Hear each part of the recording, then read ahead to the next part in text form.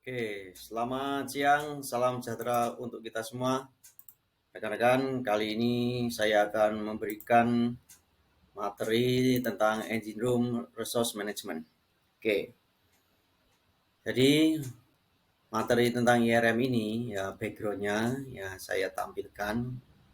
56% kecelakaan kapal, karena poor engine handling.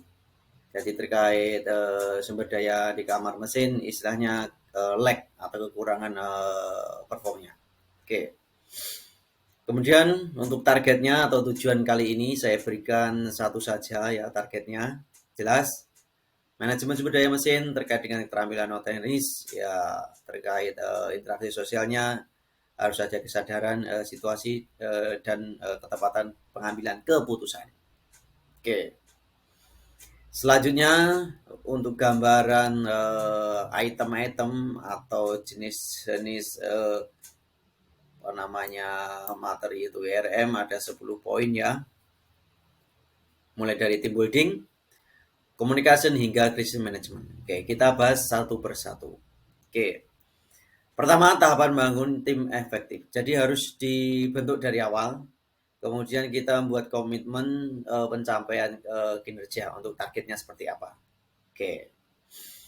Nomor kedua, terkait komunikasi ya, teman-teman banyak dari berbagai suku ya, untuk kesepakatan ini saya minta ya menggunakan bahasa nasional yang mudah dipahami ya, seperti itu. Kemudian terkait gaya komunikasi, ini pembelajarannya bisa dibahas sampai 4 jam ini ya, karena ini sangat kompleks.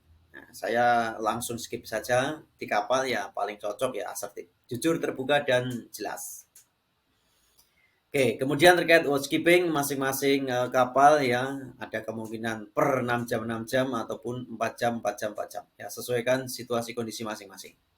Oke. Terkait familiarisasi, teman-teman saya mohon kalau ada kru kapal baru on board ya diminta belajar mengoperasikan, disosialisasikan, difamiliarisasikan. Jadi sangat berbeda antara simulator di lembaga diklat dengan real engine di kapal kita. Sangat berbeda. Ya. Jangan sampai asal-asalan jalanin dongfeng tapi nggak ngerti celahnya, bisa kecelakaan. Nah, tolong dihindari.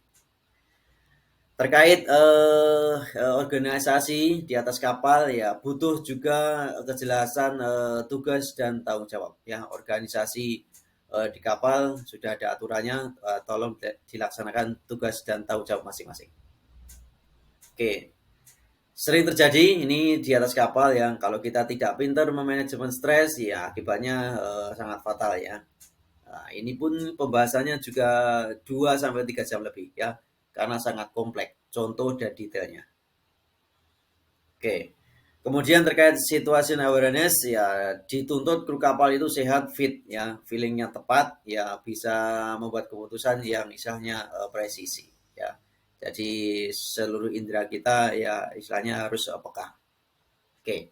Terkait gaya kepemimpinan dari chief engineer ya sebagai puncak pimpinan ya, modelnya visioner, strategis atau suportif. Kita sebagai anak buah misalnya 2 atau 3 ya harus maklum ya, sesuaikan kondisi real di lapangan. CE-nya seperti apa sih gitu. Oke. Terkait identifikasi atau troubleshooting di atas kapal ya kita dituntut ngerti mana manual booknya. Kalau tidak ada ya download dulu di Google ya. Last one terakhir terkait dengan krisis manajemen atau istilahnya seni tingkah laku manusia. Jadi yang namanya kerja di atas kapal, kita pasti berhubungan dengan banyak orang. Pasti bersinggungan dengan hal-hal berbau konflik, krisis, berkelahi, ketidaksesuaian, ketidakcocokan, dan sesuainya. Ya. Maka dari itu kita harus ada seni untuk mengolahnya.